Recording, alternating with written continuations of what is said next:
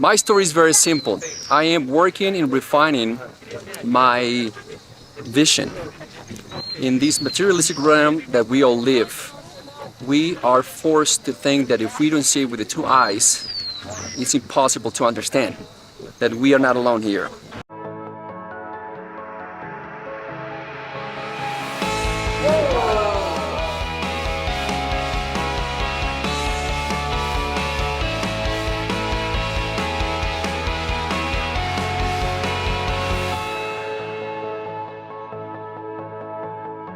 My name is Juan Maldonado, originally born in this town, Bogota, Colombia, and I moved to Texas about 26 years ago. And I'm back, I returned. And that is probably one of the reasons I returned, to see the invisible or the visible, whichever. And there are other dimensions. And throughout the work with indigenous tribes, been able to experience and see in a higher dimension other forms of existence. You may call it extraterrestrial, you may call them whatever you want to experience them, right? In this era of modern life, we have lost our power of clairvoyance. And we just want to see with our two eyes. And I began to work to see, not with my two eyes, to see all other forms of energies. And definitely we're not alone. Some of them, religious people call them spirits, call them angelic beings. Some others are crystallized forms. They're all the time, they're around here. So my story is not the story that probably most people want to hear. UFOs or extraterrestrial beings. I decided to understand that for millennia we've been having this companion, and my job is to develop a super sensible vision at all times. And my experience is that now I am capable of understanding that I don't have to force my two eyes to see. I have not been able to see with my two eyes unless sometimes I may think it's my imagination.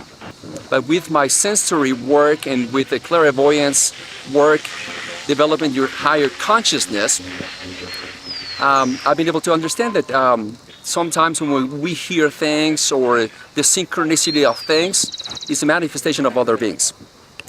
You may call them again angelic beings or extraterrestrial beings or Mars residents, but at the same time I understand that we are being helped in this current time.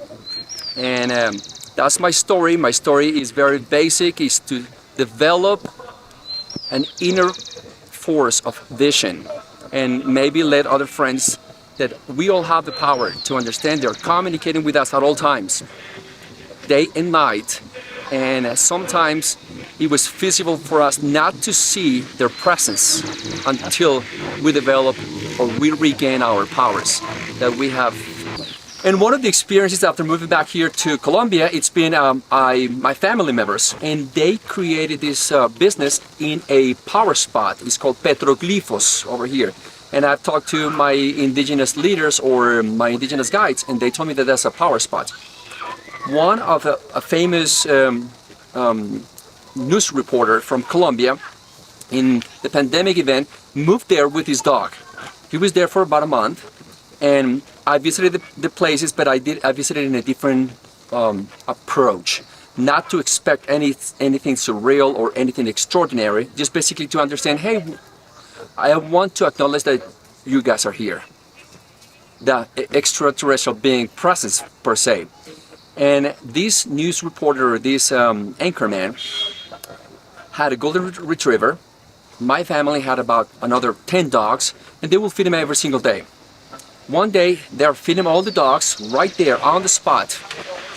All the dogs, they saw all the dogs started to feeding them, and all of the sudden, they said, oh, where's my dog? Oh, it's right here. It is right here. Totally disappear from existence. And this is an enclosure. It's not fenced. The farm is not fenced. They are by a rock called a petroglyph, where you find all these joints from ancient civilizations, from the pre-Columbian Colombian ancient indigenous tribes, and the dog never reappeared, ever. And obviously there are more stories. Now, they're not my personal stories, but I truly believe what happened, because the energy forces that you feel when you were there, and if you practice radiesthesia or kinesiology and you bring your pendulums, you can sense the sacred geometrical spots right there. So a lot of people go to Huasca, which is maybe 45 minutes away from, actually behind the mountain, and they go to Huasca to actually do the I call it the the sports of watching UFOs. I've talked to farmers that live there, and they told me these stories that actually have seen artifacts that fell from the skies, and they never picked them up because they were hot, and they felt afraid to pick them up. They said, look, I'm not telling you a lie, it was there, I saw it when I came back from the town, and I returned, it was not there, it was long gone. So that's the closest story that I have, and I think probably my testimonial experience is to say, look, we all have the power to develop this and to understand that we are not alone.